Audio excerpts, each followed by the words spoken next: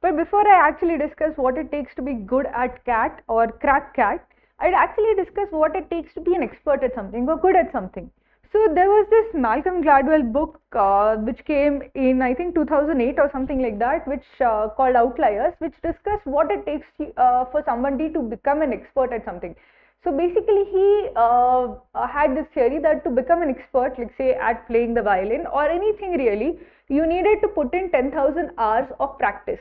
When you put in 10,000 hours of practice, no matter how talented you are or how good you are at the beginning, you will end up becoming an expert in the field. Now this theory, many people have poked holes in the theory, but at the very heart of the theory, what was he saying? He was saying that to be good at anything, you need hours and hours and hours of practice. And this is true even for CAT. So even if you are saying that today you are preparing for CAT with 4 months left or 5 months left or 6 months left, it is not the time to CAT that is important, it is how many hours of practice that you can actually put in that matters. So even if you begin today and you commit 300 hours of practice, solving, studying to CAT, you can definitely crack CAT, and that is entirely doable. You have more than 100 days, you have to commit to around 3 hours a day. So if you are able to do that, even with just 4 months to crack CAT, you can crack CAT. You can crack CAT even with like 3 months to CAT or 2 months to CAT. It just matters of how much time you can give per day, because you have fewer number of days left.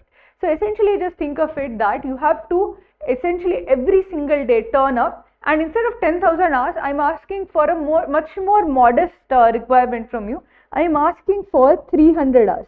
If you can put in 300 hours on a daily basis, if you put 3 hours or 4 hours, that should be more than enough for you to crack CAT. So essentially just think of this. What will it take for you to crack CAT? What does it take for anyone to be good at something or really good at something? It takes a lot of practice. Yes, there is talent, yes, there is an innate ability, but to be really good at something, apart from innate ability, apart from talent, you need a lot of practice, and this is true even for CAT. So whether you have 4 months, 5 months, 6 months, the key to cracking CAT is practice. With 300 hours, with enough practice, you will definitely crack CAT, irrespective of where you begin. You might begin at 99 percentile or you might begin at even 60 percentile. That doesn't matter. What matters is your commitment for the next 4 months. So if you are ready to commit, if you are ready to put in the time, you have as much chance as anyone to crack CAT. So now that we have gotten this big, can I really do it? Is it possible? What does it take to be good at CAT? Since you have identified that what you really need is practice, let's take a look at how you actually can crack CAT. What should be your thinking while going into cracking CAT? So what does it take to crack CAT? See, basically CAT does not test highly technical knowledge. It does not require engineering knowledge. It does not require you to mug up anything. But what does it test then? It tests 10 standard concepts. 10 standard, everybody, all of us have done 10 standard. You have the basic concepts that are needed to crack CAT. Every one of us has it. So if it just takes 10 standard concepts, why is it difficult to crack CAT? Why is there so much competition? Why do people need coaching for that? The key difference is basically that it is not whether there is just conceptual knowledge. It is the ability to apply the correct knowledge for the correct question in less amount of time. That is the problem at hand. Not whether you know the concept. Most of us know what triangles are. But knowing that, okay, in this particular question, I need to use this particular property of triangles, and knowing that not just after like 4 minutes of thinking or 5 minutes of thinking, but instinctively, that is what is required. Now, if that is what is required, how do you actually go about it? The first thing that you have to do is, if you think of it logically, I have to do whatever it takes to crack CAT. Then you think, okay, what will it take to actually crack CAT? One is conceptual knowledge. Even though you have done 10 standard was many years back. So the first thing that we should do is identify what all concepts are needed and learn them. So for that you need videos, books, or whatever that you have. Essentially this is basically covering the ground as to all the formulas that are there, all the concepts that are there, that all the theorems that are there, all the good practices also. For example, reading comprehension, there is no theorem, there is no formula as such, but there are good practices that you should adopt be good at reading comprehension, to do well in para-jumbles and para-summary. So there are many things that you should know before you start answering questions. So I call all of that as conceptual knowledge. So how do you actually build this conceptual knowledge? At Cracku, we'll give you 200 concept videos. They cover every single thing about CAT, every single thing from the very basic to the advanced. We have thought of, okay, if this is if I say about triangles, I'll start from the very basics of triangles. What are the interior angles of triangles? Every single thing. And apart from that, you will also have this idea of what exactly is asked in CAT. So if you see, for many years we have been giving CAT, we have a lot of expert knowledge of what is actually asked in CAT. So we'll not only tell you the basic information of formulas and concepts related to triangles, we'll also tell you how to answer the questions that come upon triangles. So there will be videos about ratio of inscribed figures.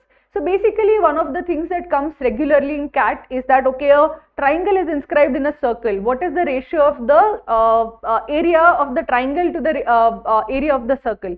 So we have this idea of what kind of questions actually come in CAT.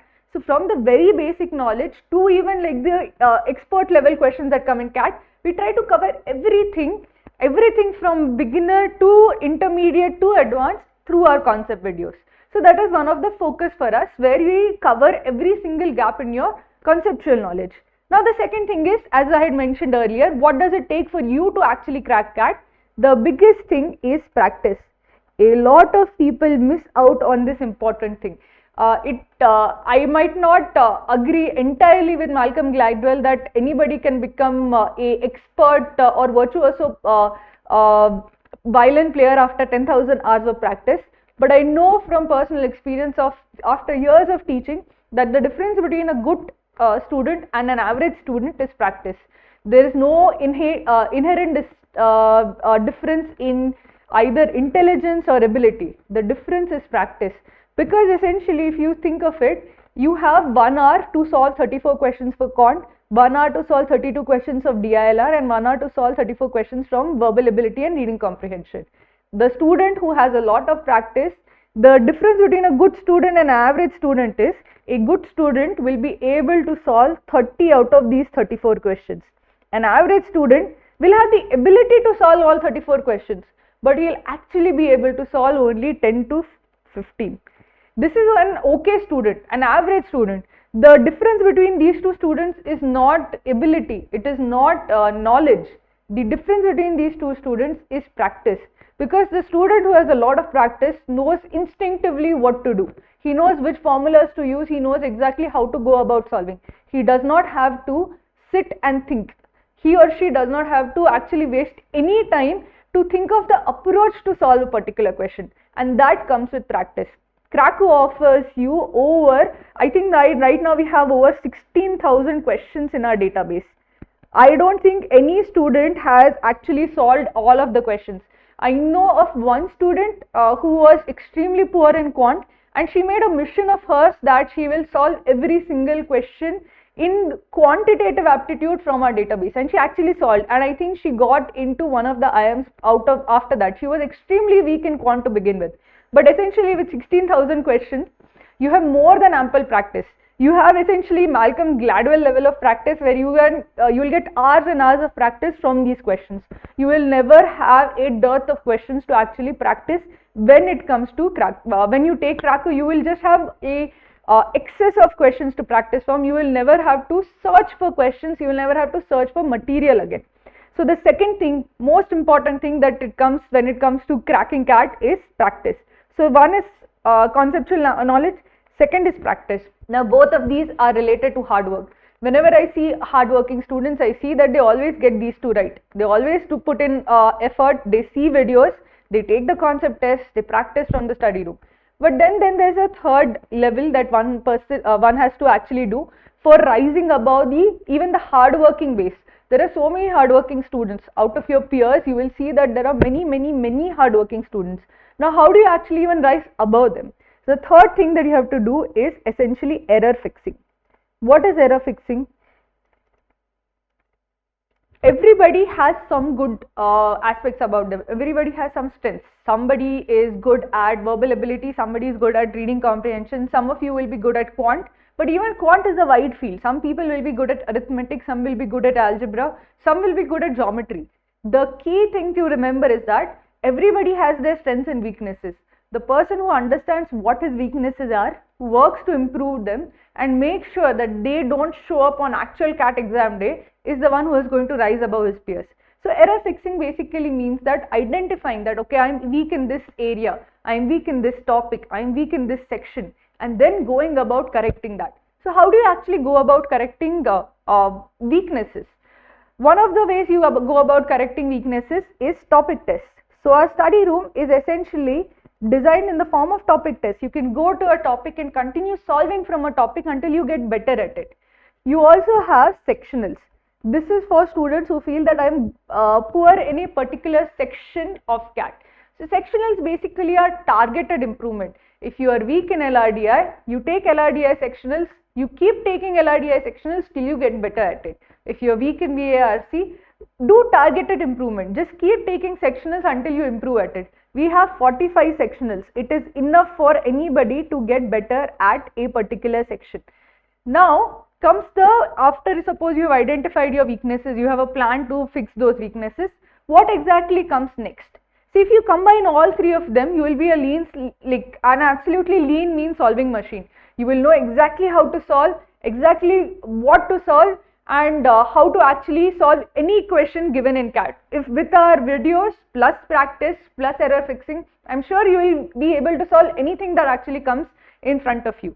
Now the last thing that is remaining between you and CAT, you and cracking CAT, the last ingredient as such towards success is stamina.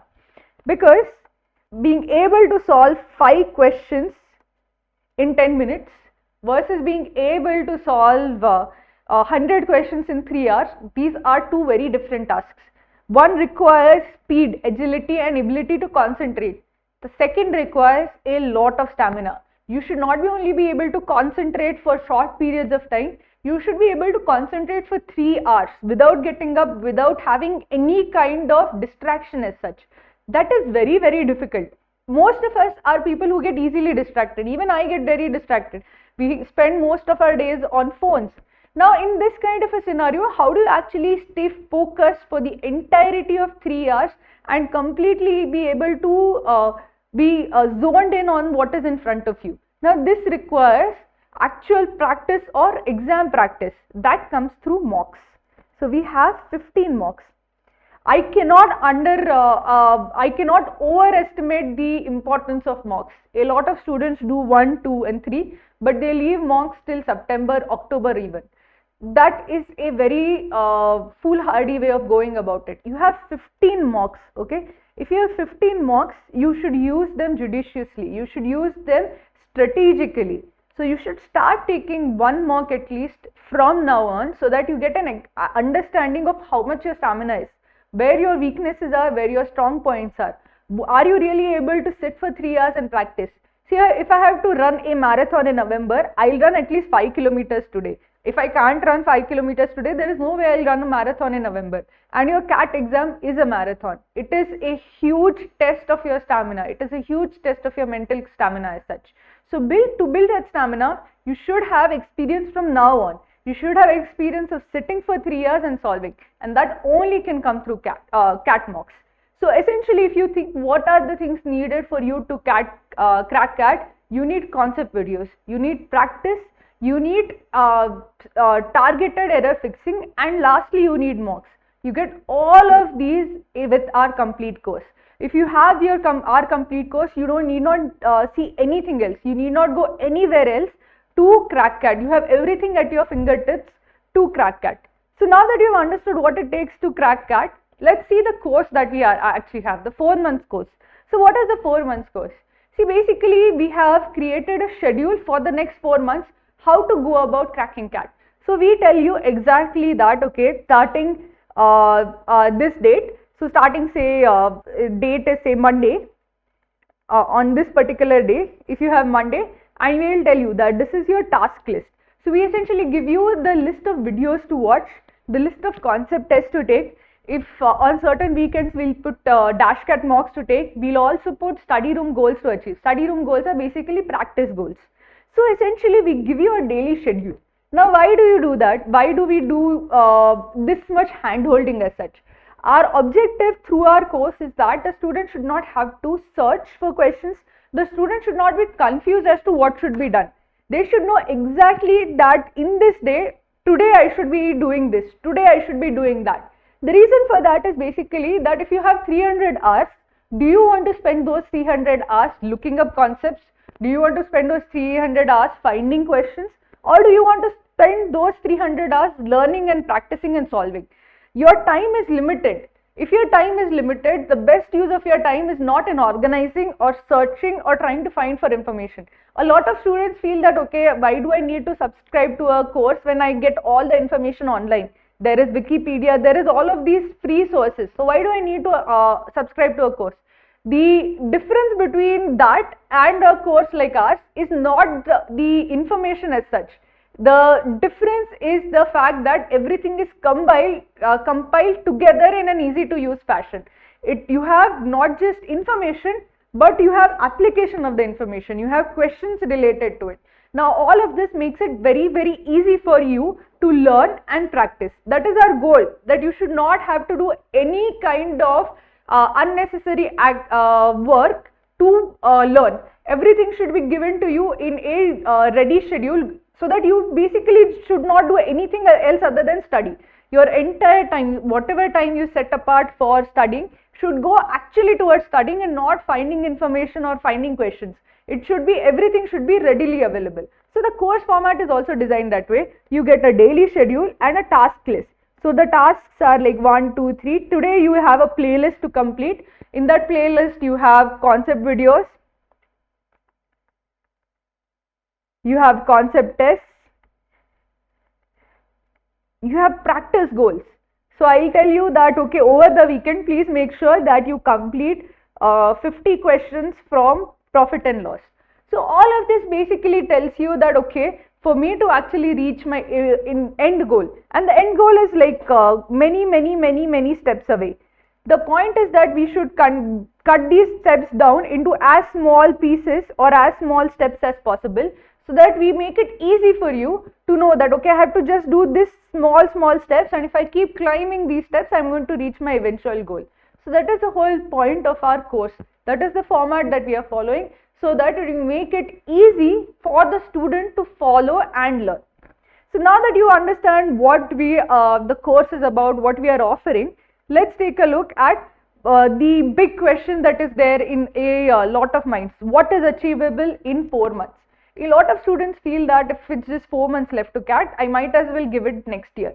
But that is that kind of thinking is self-defeating. You are accepting defeat even before entering the ring. And if you accept defeat before entering the ring, it will be a self-fulfilling prophecy. If you feel that you cannot actually achieve anything till CAT day, you won't achieve anything till CAT day. But the fact is that this is just simply not true. 4 months are adequate to crack CAT, provided you are ready to put in 3 hours every day. I'm not asking for a lot, I'm asking for 3 hours every single day. And you should do this consistently. If you, first thing that before we even like talk about consistency is that before you decide that you have to crack CAT, mentally make have this goal in mind that come November I'll be ready, I'll have the conceptual knowledge, I'll have the practice done, I'll be ready for CAT. If once you have that positive frame of mind, things become more achievable by default. If you have a negative frame of mind, then things will look impossible, and then they will be actually impossible. So always have a positive frame of mind. To complement this positive frame of mind, you need a study schedule and a study place. So the study schedule is given to you by Cracku. Even whether you join our course, whether you don't join our course, this schedule will be there. You can download the schedule. I'll make sure that they put it in the comments in the description as such. So you can follow the schedule even if you do not have access to our content. You need a schedule to follow. You need a dedicated time slot in which you will sit down and a study place in which you will sit down and actually follow the schedule. If you do not have all of these things ready, it becomes difficult to actually stick to a plan. If you feel that okay, some days I will study from 9 to 12, some days I will study in the evening, some days I will study in the afternoon. If your study time changes from day to day, it becomes difficult for you to put in the 3 hours every single day. This as compared to another student who says that okay, I will come back from office around 6, I will do my all the other work till 7, then I will sit for studying from 7 to 9, and then again after 9:30 or 10 I will sit from 10 to 11. Somebody who is able to identify what are the free periods in his day or daily schedule will be better at cracking CAT and will be more consistent as such. Or if you are a morning person, you can say that I need to be in get ready by 8:30, so I'll wake up early. I'll wake up by 5, I'll be done with my daily 3 hours practice by from 5 to 8, and from then I'll start getting ready for going to college or for work. So you have to have a study place, schedule, time plan ready. The second thing is that a lot of people get wrong is consistency. What happens often is that a lot of people, even those who subscribe to our package, have initial burst of enthusiasm, but eventually that enthusiasm fades away. So you put in like 7-8 hours at the start. You feel that okay, I'll start looking at all videos. I'll start not just the initial videos where the basic concepts are given, where the groundwork is laid. I want something more challenging, and then people start initially put in 7-8 hours a day. So there's this initial burst of enthusiasm where they put in 7-hour days, but this lasts for like say 1-2 weeks. After that, it suddenly falls to less than half an hour a day. Why does that happen? Basically, when you subscribe to something, when you buy something, when you start off something, you have a lot of enthusiasm. There's this natural enthusiasm that you have for doing things, but doing something every single day requires much more tenacity, and essentially you should be in that zone where you don't think anymore. You're not the time that you spend preparing for CAT is not something that you is up for discussion. That is when you put in 3 hours consistently. If you go by feeling or emotion, you will have a very strong start, but then that emotion will peter out eventually. On the other hand, a good student, a smart student, what will he say? I will put 3 hours every single day, not just at the start, but every single day for the next 4 months.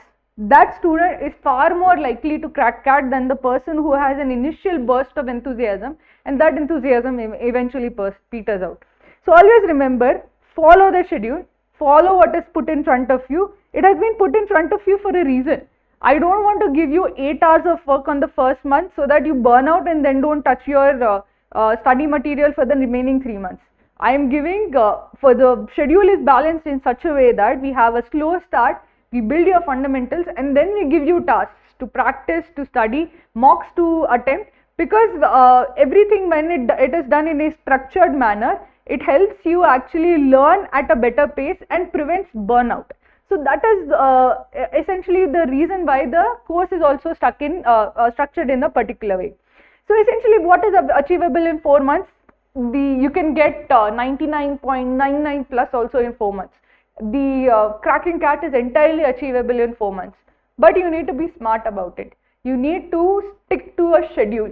This schedule has been made for students with a lot of feedback from previous year students, from what works, what doesn't work, from our own understanding of how to prepare for CAT, how what good students do versus what bad students do. There are no bad students as such, but what irregular students do. So with all of that understanding, we have prepared this schedule, and if you stick to it, I am sure that you will crack CAT.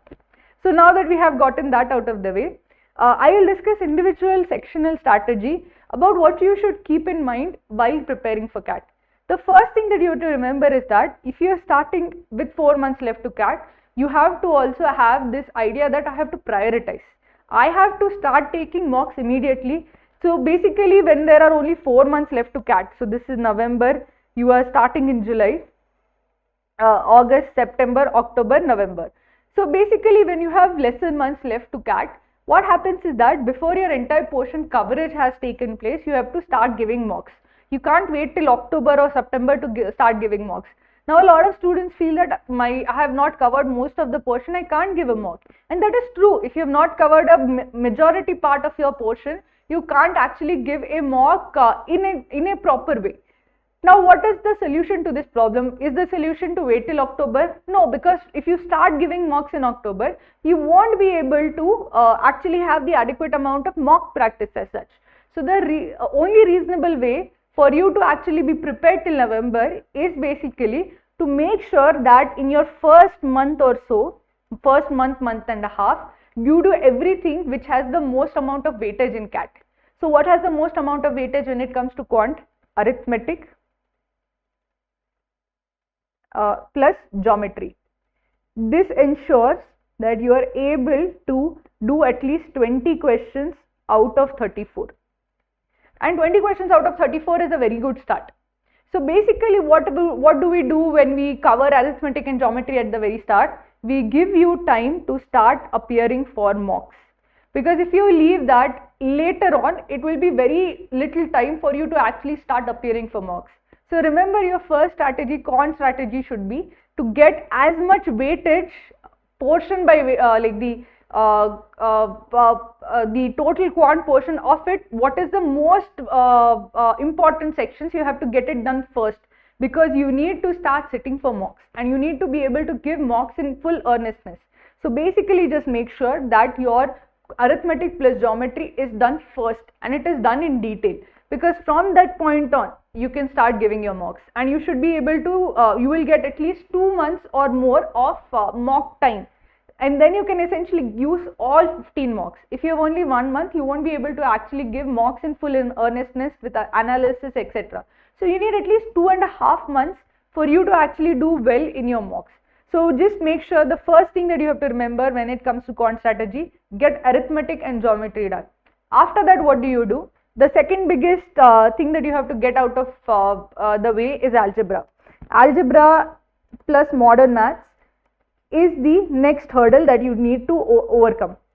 Now a lot of people, when they see modern maths, they get very, very afraid, especially students who do not have a quant background, like non-engineering students. They get very afraid of modern maths because they have not touched logarithms or functions in a very long time.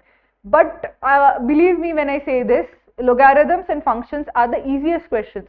They are the most frightening questions and most easiest questions also. If you remember formulae, if you know the tips and tricks as such for these particular questions, they are super easy. In fact, if you see previous year's questions, arithmetic questions, geometry questions are the hardest. The modern maths questions are the easiest. But even the modern maths, you get decent number of questions from that. Do it after arithmetic and geometry. Algebra is hard. It is especially hard for those who are from non-engineering background, but it is important. So after arithmetic and geometry, make sure you go to algebra and modern maths. After these are over, you will have covered most of the portion that actually comes in CAT. Then you can go to number systems, then you can go to permutations and combinations, Venn diagrams, which are either smaller topics or topics that are not often asked as often. But essentially your first one of the biggest most important strategies that you should remember is that whatever is a portion, I should try to fill up as much of the portion as much as possible at the very start of my preparation. If I fill up 50%, I can actually start taking mocks, and it is very important to do that. Now let us come to the LRDI strategy. How do you actually get better at LRDI? A lot of students, especially those who have given CAT 1 or 2 times in the past, feel that LRDI is random. It is luck. Some days you are lucky and you can solve set, some days you are not. This is a particularly defeatist way of looking at LRDI. LRDIs are not random. In fact, you can get much better at LRDI as compared to quant or VARC. A lot of students feel that there is no point practicing for LRDI or no point solving LRDI sets. That is not true at all. In fact, it is one of those sections where a little bit of practice can get you far. In fact, there is no such thing as bad luck in LRDI. There is just lack of practice. A lot of practice makes you very good at LRDI. Now, what is your strategy? What should be a strategy to be good at LRDI? As I said, you need practice. Where do you get practice from? You have a large database of questions at your disposal in Cracku. We have literally, like, I think thousands of questions, and they are split into different types of sets. Now, LRDI sets that come in CAT, every single year the invigilator, the CAT paper setter tries to surprise you. He will put something which is entirely out of the ordinary. But even when you have something entirely out of the ordinary, they are roughly of similar types. So you have basically LRDI sets based on Venn diagrams, LRDI sets based on arrangements, LRDI sets based on team selection. All of these fall into some kind of type or the other. And when you have something that falls into some kind of type, how should you actually go about getting good at it? You should practice something which is of similar type. So if you want to be good at arrangements, solve arrangement sets. The way we go about teaching LRDI, or the strategy we adopt, is that we tell you, okay, these are the types that have come. We have a extensive database of all the previous year CAT papers. We have given every single CAT that the paper that is, and we know that, okay, roughly there'll be arrangement sets, there'll be sets based on Venn diagrams, there'll be sets based on say team selection or puzzles. So we know that these are the types that generally come. Now what do we do? How do we actually tell you how to answer questions when they are of these types? We tell you that, okay, if the arrangement comes which is like a linear arrangement, represent information in this way. You should organize information in this way. You should use this approach. Identifying the right approach, the right way to represent information is half the battle when it comes to LRDI. If you're doing that right, you will be able to solve the LRDI set. Not knowing where to start is the biggest obstacle in LRDI. So we tell you, okay, if this is the arrangement, this is a circular arrangement, draw this circle, represent information this way. Who should you place first? Place the person on whom you have the most information.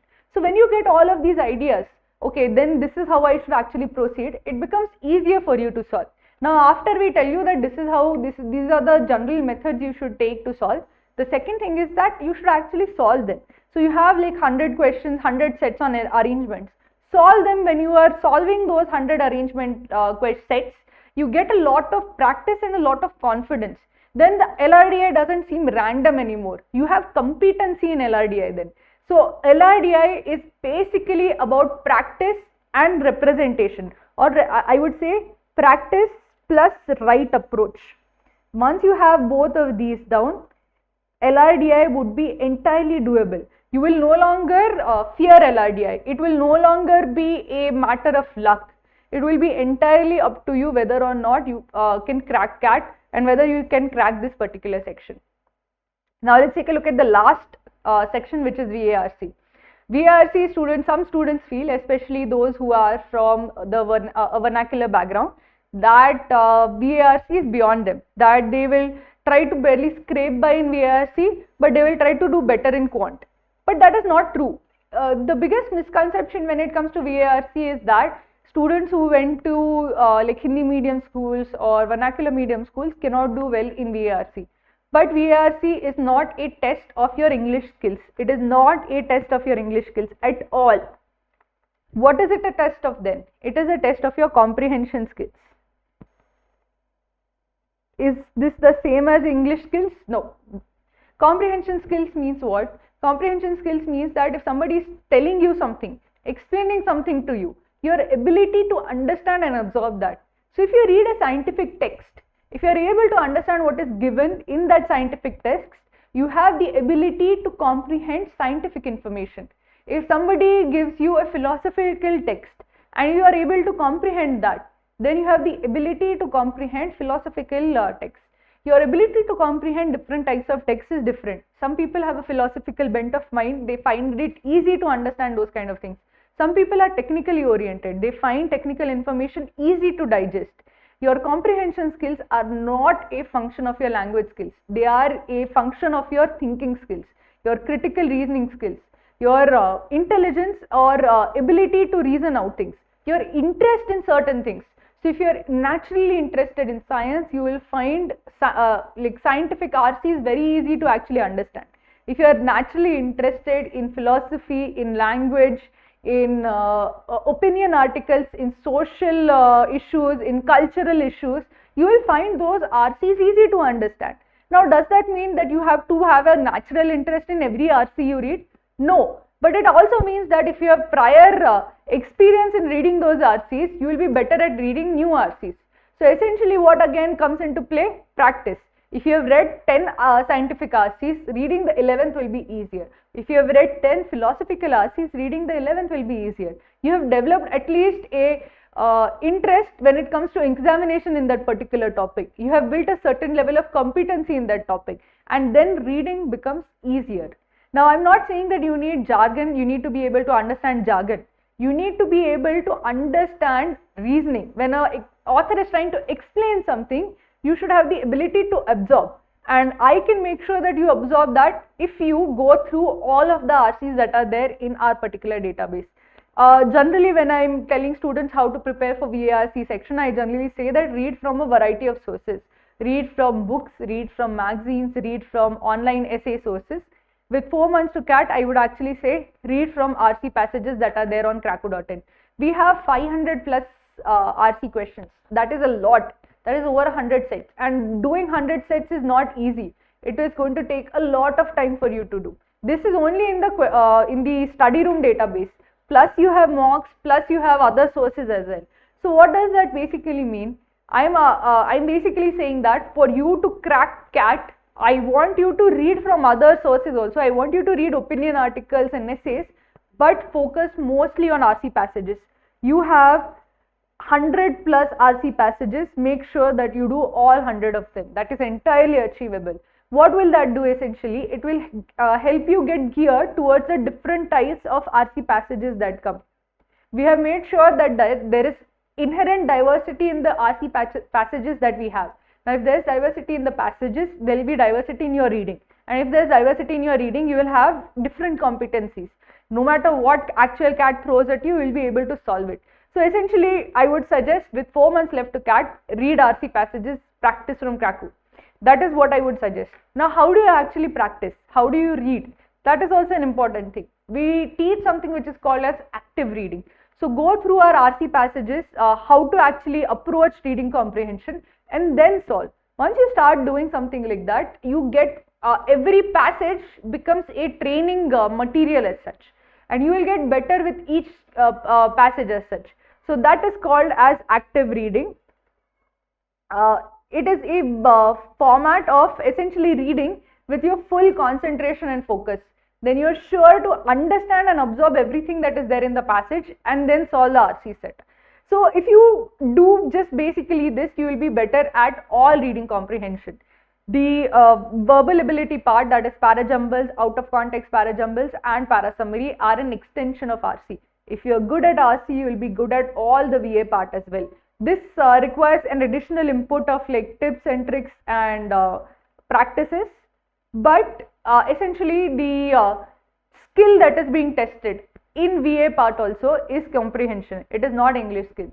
Again, every single, whether you practice RC or whether you practice VA part, you are essentially building and testing your comprehension skills. As long as your comprehension skills are rock solid, both you will ace as such. So that is the strategy as far as VARC is concerned. I would like to end with the basic what I have learned from teaching CAT students for so many years. I have always wondered that there are so many students who are earnest in their practice, who are earnest in their dedication. Many students watch videos for hours. What exactly sets apart the good student from the student who just does okayish in CAT? What exactly would set up a student for success as such? The thing that I have noticed about toppers, CAT toppers from Cracku is that they solve like crazy. Every CAT topper that we have on our platform, if you just see their records, okay, they have solved thousands and thousands of questions. So first thing that I'll recommend to everybody who has taken our course, watch our videos, but you have to solve like a lean mean solving machine. You have to become that essentially you should be able to shut off all the external influences and just focus what is in front of you, and question after question you should be able to solve. So essentially just focus on solving and practicing. once you have a Arjuna like focus on that particular aspect, you will be able to crack CAT. That is the difference between CAT toppers and those who don't do so well. It is not ability, it is not intelligence, it is this focus on practicing. So even I would actually agree to an extent. What does it take to make a CAT topper? It is not 10,000 hours of practice, but it is practice, dedicated practice, consistent practice. That is what makes a CAT topper. So now that you guys have decided to make a foray into CAT and uh, give your best to CAT, I would urge you, don't waste a single minute, don't waste a single hour. Use everything, every single minute that you have to solve, to practice, to study, and to get better at CAT. So best of luck to everyone. I hope every single one cracks CAT this year. Best of luck to all the students.